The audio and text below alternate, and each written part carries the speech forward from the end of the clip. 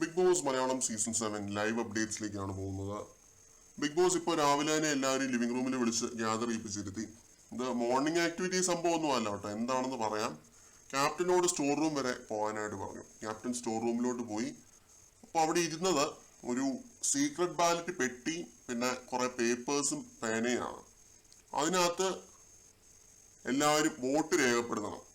ഇതെന്താണ് സംഭവം എന്ന് വെച്ച് കഴിഞ്ഞാൽ, നമ്മുടെ ക്വാളിറ്റി ഇൻസ്പെക്ടർ നിർണായകമായ ഈ ഒരു തെരഞ്ഞെടുപ്പിൽ 6-നെതിരെ 7 വോട്ടുകൾ നേടിക്കൊണ്ട് പുറത്തായിരിക്കുന്നത് ജിഷിനാണെന്ന് ബിഗ് ബോസ് അനൗൺസ് ചെയ്തു.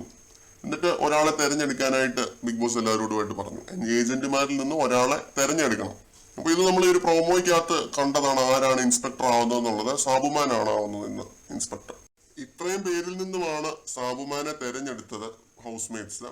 അഭിലാഷ്, അക്ബർ, ഒനീൽ, സാബുമാൻ, നൂറ, ഷാനവാസ്, ഇവരിൽ നിന്നുമാണ് സാബുമാനെ എല്ലാവരും കൂടി തെരഞ്ഞെടുത്തത്.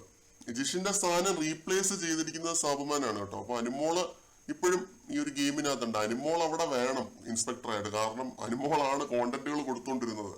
ജിഷിൻ ജഡ്ജ്മെന്റിന്റെ കാര്യത്തിൽ ഇത്തിരി ഫെയർ ആയിരുന്നു എന്ന് മാറ്റി നിർത്തി കഴിഞ്ഞാൽ കോണ്ടന്റ് ഒക്കെ വീക്ക് ആയിരുന്നു ജിഷിന്റെ. അപ്പൊ സാബുമാൻ ഇത് എങ്ങനെ ചെയ്യും എന്നുള്ളത് കാണാനായിട്ടാണ് ഞാൻ കാത്തിരിക്കുന്നത്. സാബുമാൻ നല്ല രീതിയിൽ ചെയ്യുമെന്ന് നമുക്ക് പ്രതീക്ഷിക്കാം.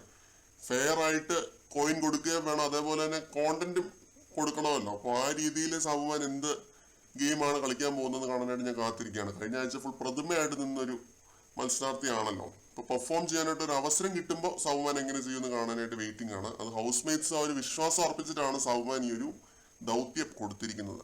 കൂടുതൽ അപ്ഡേറ്റുകളുമായിട്ട് വീണ്ടും കാണാം.